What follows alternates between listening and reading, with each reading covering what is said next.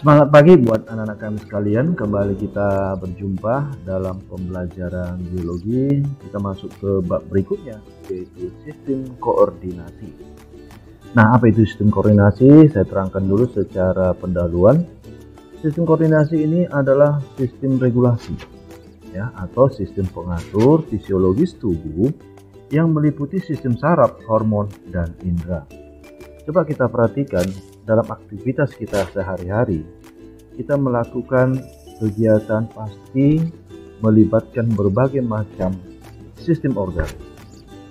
Kita sudah mempelajari berbagai macam sistem organ dan mereka bekerja sesuai dengan fungsinya masing-masing. Nah, siapa yang mengatur itu? Itulah yang akan kita pelajari pada hari ini. Nah, suatu contoh dalam penerapan sistem koordinasi adalah seorang siswa yang dia ingat bahwa ujian telah dekat. Maka apa yang dilakukan?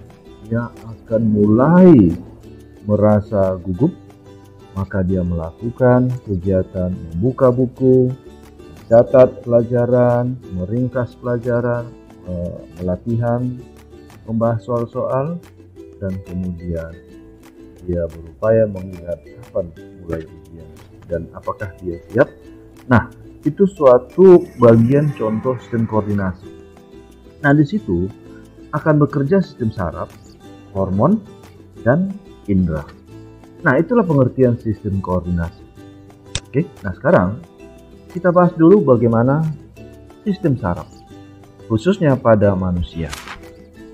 Sistem saraf manusia, namanya saja sudah sistem, berarti terdiri dari banyak sel saraf, ya, bahkan bisa mencapai miliaran, ya, dari jutaan sampai miliaran, yang berperan untuk menerima serta menghantarkan rangsang sehingga memberi respon terhadap lingkungan. Maksudnya, kita ambil satu contoh. Ketika kita berada di ruang yang panas, maka rasa panas itu akan kita terima oleh kulit sebagai indera, itulah sebagai reseptor, dan selanjutnya akan disampaikan rangsang tersebut ke otak. Lalu otak pun akan menginterpretasi rangsangan dan kemudian akan menyuruh atau memerintahkan bagian tubuh lain agar bisa menyesuaikan diri. Apa yang saya lakukan? Kita hidupkan AC. Nah, itu adalah interpretasi rangsang yang sudah diterima oleh otak sehingga kita bisa menghidupkan AC. Kondisi menjadi adem. Itulah satu contoh kerja dari sistem saraf. Baik. Nah, sekarang kita lihat bagaimana sel saraf itu, atau sering dikenal dengan neuron. Nah, neuron itu adalah unit fungsional atau bagian terkecil dari sistem saraf. Nah, sekarang kita lihat dulu bagaimana tentang sel saraf. Ya, nah di sini saya berikan suatu video supaya kamu bisa lebih memahami bagaimana sel saraf itu. In animals, control and coordination are provided by nervous and muscular tissues.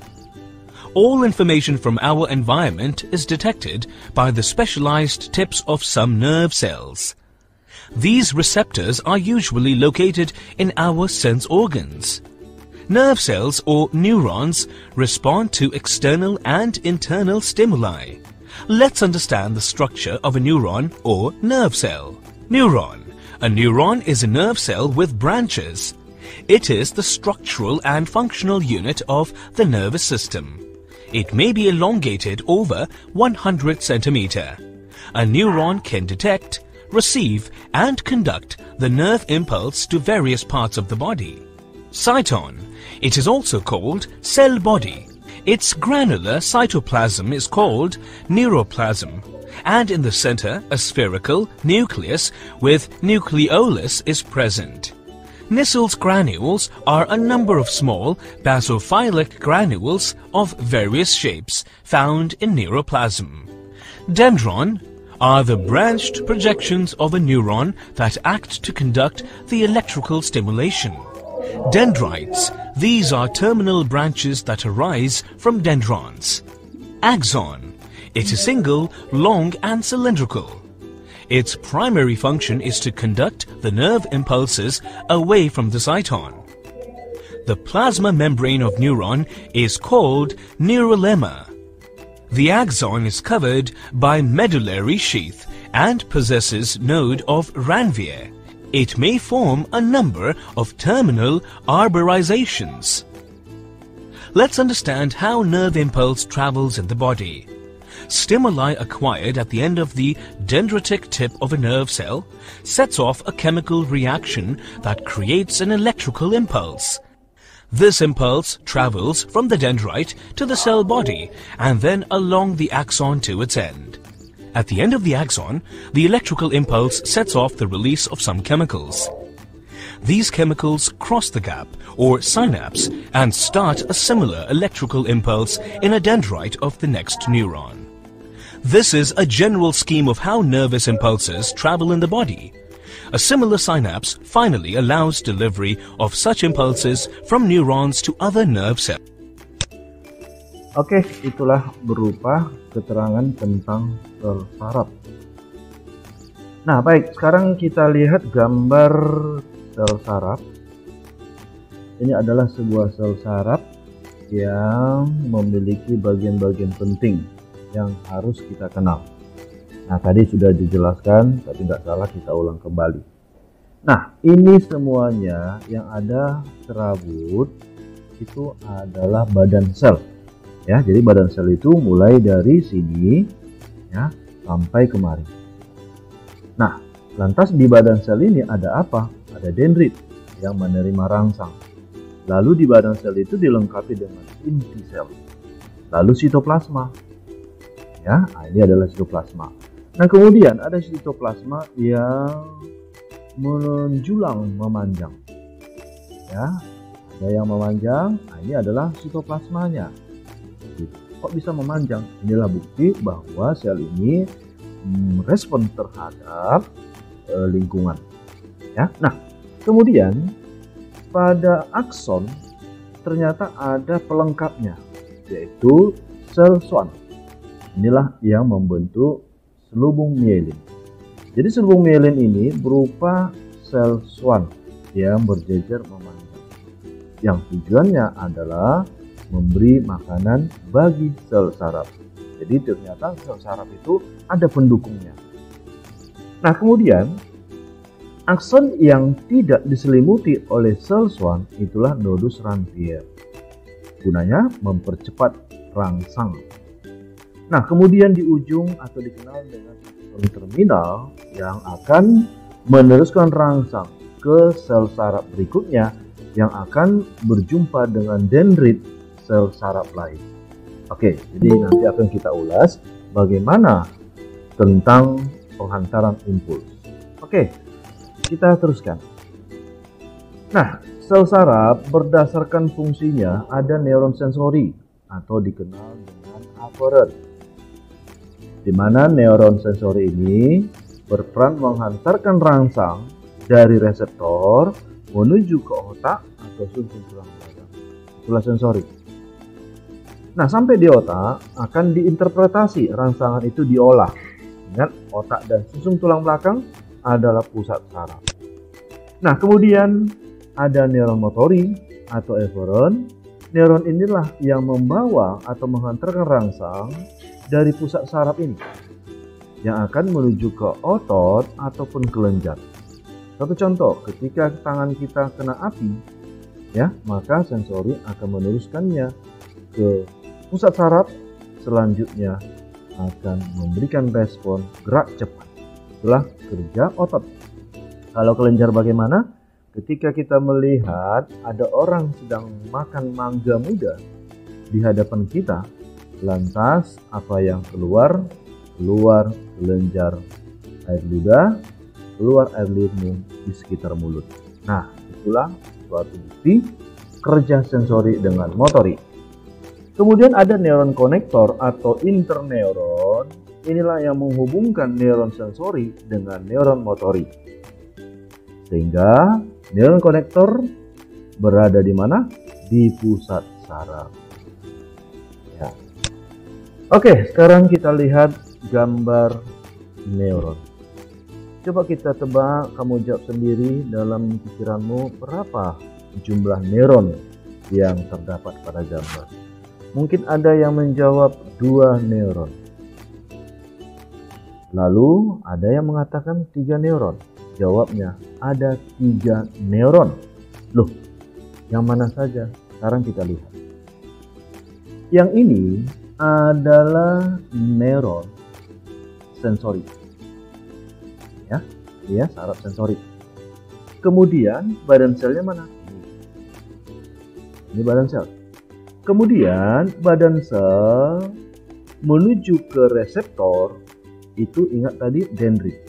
Jadi dendrit sensori memiliki sifat yang panjang dan selanjutnya diselubungi oleh sel swan dan ada nodus rantiernya.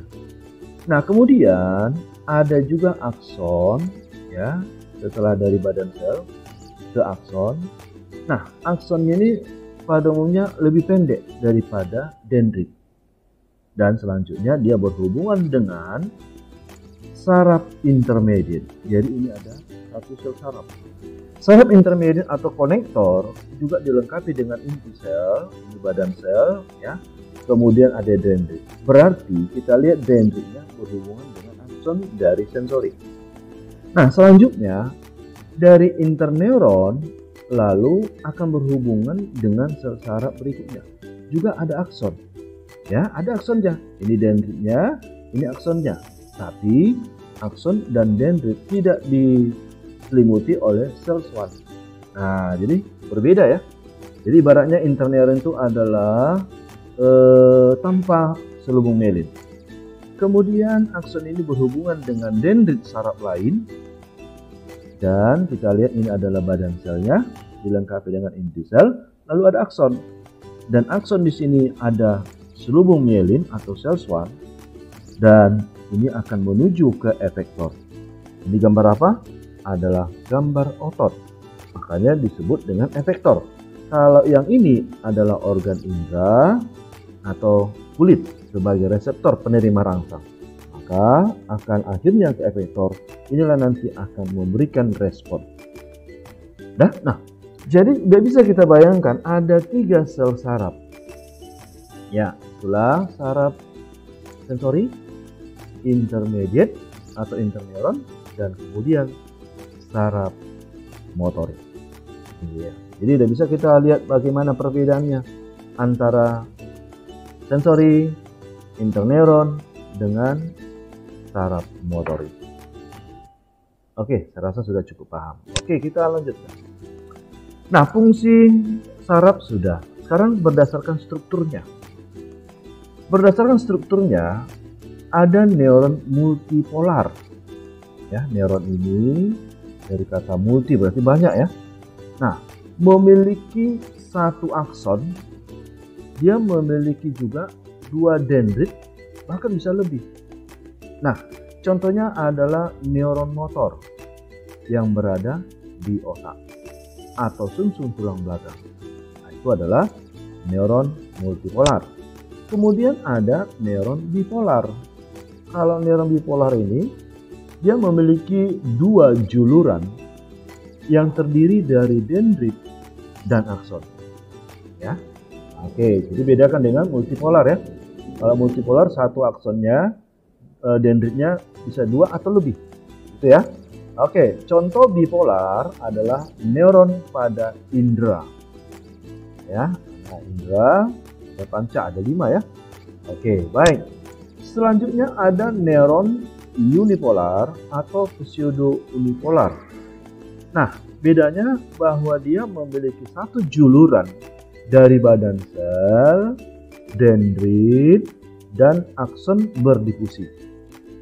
Ya. Nah, contohnya ini kita jumpai neuron pada embrio yang masih tahap perkembangan dan juga terdapat pada retina atau pada mata. Oke. Nah, sekarang kita lihat gambarnya. Nah, inilah neuron bipolar. Nah, inilah neuron unipolar dan inilah neuron multipolar. Ya, tampak selnya berbeda ya, badan selnya juga nampak berbeda. Iya. Oke ya, baik. Sekarang kita lanjutkan. Apa itu sel neuroglia? Ya, atau dikenal dengan glia. Nah, sebenarnya tadi sudah kita singgung ya, sel saraf itu ternyata ada sel-sel pendukung lainnya. Nah, jadi sel neuroglia ini adalah sel penunjang pada susunan saraf pusat sebagai jaringan ikat. Dalam arti, sel yang mendukung kerja sel saraf. Nah, jenisnya ada astrosit, gunanya adalah menyatukan neuron. Ada oligodendrosit, adalah pelapis akson. Ada mikroglia, dia bertindak sebagai pertahanan yang memiliki sifat fagosit terhadap kuman. Lalu ada ependima, melapisi rongga cerebral. Nah, ini cerebral ini berada di bagian tulang belakang dan sudah jelas di bagian dari sumsum tulang belakang. Oke, kita lihat gambarnya. Inilah dia. Inilah yang disebut dengan inti sel, ya. Kemudian inilah badan sel. Ya, inilah sel saraf itu yang warna kuning. Nah, sedangkan yang warna merah itulah namanya astrosit. Kemudian ini juga ada warna merah, ya. Kemudian ada oligodendrosit. Ya, dia yang warna biru. Nah, dia adalah sebagai pendukung kerja sel saraf. Jadi itulah yang dimaksud dengan neuroglia. Oke, jadi ya kita teruskan. Nah, sekarang kita lihat untuk bagian dari sel saraf itu adalah akson. Ya, inilah akson. Jadi sepenggal akson dari sel saraf tampak gambar di A. Nah, kemudian dilengkapi dengan selubung mielin. Yang menyelubung itu adalah sel Schwann. Lalu ada nodus rangkier. Itu adalah akson yang tidak diselubungi oleh selubung mielin. Oke, sekarang kita perhatikan. Nah, perkembangan dari sel saraf itu, inilah akson itu jika kita lihat secara melintang. Nah, lantas adalah sel Schwann, ya. Sel Schwann ini menyelimuti akson. Ya, lalu kita lihat perkembangannya. Nah, ternyata sel Schwann ini mulai menyelimuti secara memilin. Nah, akhirnya pilinannya makin lama makin banyak. Akhirnya sel saraf yang sudah dewasa atau sudah berkembang, maka tampaklah sel Schwann ini sudah membentuk pilinan yang banyak. Iya, jadi awalnya adalah sederhana seperti ini, lama-lama nanti makin banyak. Oke, jadi itu. Ini inti sel ya. Ini inti selnya. Ini ya. Oke. Ya, itulah keterangan gambar tentang akson yang diselubung oleh selubung mielin, dan selubung mielin itu adalah sel Schwann sendiri. Ya, baik, kita lanjutkan. Berikutnya adalah sinapsis. Ya, apa itu sinapsis? Sinapsis itu adalah berupa titik temu antara ujung akson dan dendrit. Coba ingat kembali, akson ya dengan dendrit. Kalau akson kan adalah ujung saraf, lalu dendrit itu kan dekat dengan badan sel, kan gitu ya, berhubungan ke badan sel. Nah, berarti antara ujung akson dan dendrit sel saraf lainnya, gitu. Makanya ada titik temu. Nah, antara neuron yang berbeda, ya, atau hubungan ke otot maupun ke lengan, ya, ini berarti ke bagian efektor, gitu ya. Oke, baik. Nah, kemudian antar sinapsis, ya, ternyata ada neurotransmitter. Ya, apa itu neurotransmitter? Jika kita ulas kata demi kata, neuro saraf, trans jembatan, ya, transmitter, ya, jembatan. Nah, dia adalah berupa zat kimia yang bertindak sebagai penghantar rangsangan yang berada di celah antar sel saraf. Ya. Nah, atau kita tulis di sini sebagai penghantar impuls atau transmisi impuls ke saraf berikutnya. Gitu ya. Oke, baik. Nah, sekarang coba kita perhatikan gambar yang dimaksud dengan sinapsis. Nah, mana dia sinapsis itu? Oke, inilah sebuah sel saraf. Lalu ini aksonnya.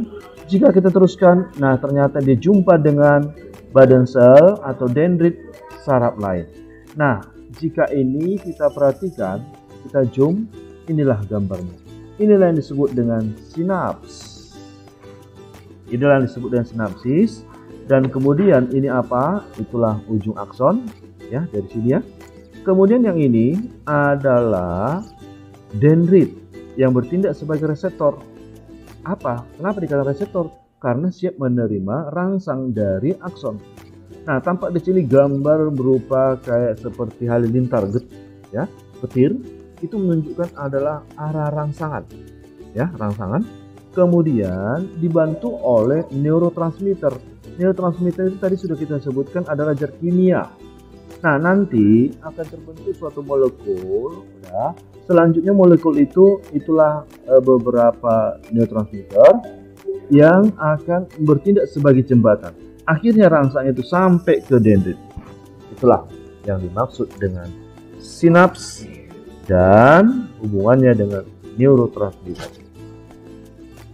Oke, saya rasa kamu sudah paham bagaimana tentang sinapsis itu, ya. Nah, untuk lebih jelasnya, kita lihat dulu video berikut.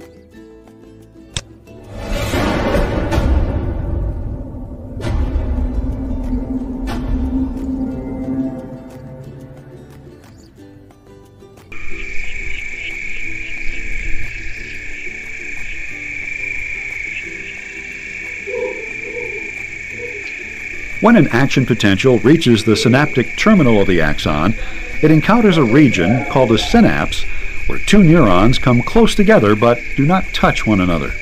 A minuscule gap called the synaptic cleft separates the synaptic terminal of the first or presynaptic neuron from the dendrite or cell body of the second or postsynaptic neuron.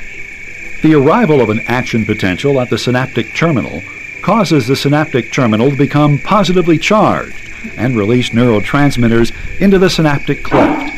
The neurotransmitters diffuse rapidly across the synaptic cleft and bind to receptors in the membrane of the dendrites or cell body of the postsynaptic cell.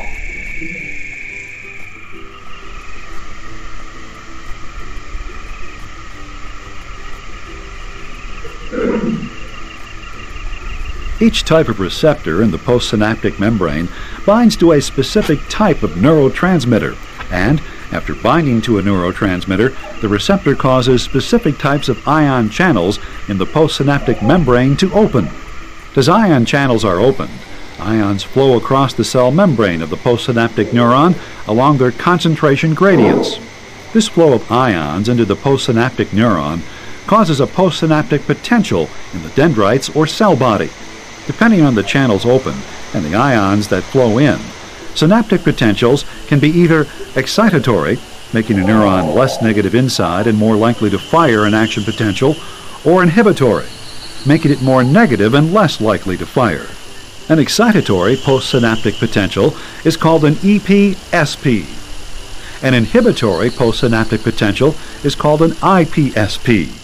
A synapse that produces EPSPs in the postsynaptic cell is called an excitatory synapse, while a synapse producing IPSPs is an inhibitory synapse. Postsynaptic potentials cannot travel far in a neuron. After a few millimeters at most, the ions leak back across the membrane and the signal is lost.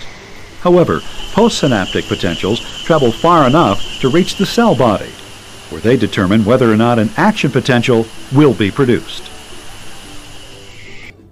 Ya, kita lanjutkan kembali setelah kita melihat videonya. Nah, ini sudah lebih memahami apa arti sinapsis. Nah, sekarang kita lihat bagaimana sifat neurotransmitter. Nah, sifatnya adalah eksitasi.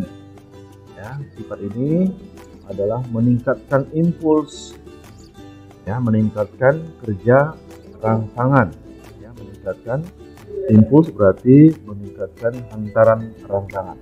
Contohnya adalah asetylkolin dengan norepinefrin. Ya, ini adalah salah satu bagian dari neurotransmitter, yaitu asetylkolin dengan norepinefrin.